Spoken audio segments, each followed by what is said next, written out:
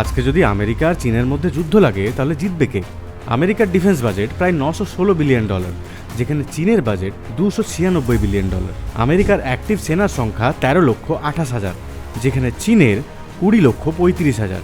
আমেরিকার কাছে self propelled artillery রয়েছে 1593টি, যেখানে চীনের কাছে রয়েছে 3,850টি। এছাড়া মোবাইল রকেট প্রজেক্টরের ক্ষেত্রেও আমেরিকার থেকে চীন অনেকটাই এগিয়ে, যা আমেরিকার কাছে 694টি রয়েছে, কিন্তু চীনের কাছে রয়েছে 3,180টি। আমেরিকার টোটাল এয়ারক্রাফট 13,209টি, আর চীনের কাছে আছে মাত্র 3,300টি। ফাইটার জেটের ক্ষেত্রেও আমেরিকা অনেক অংশই এগিয়ে।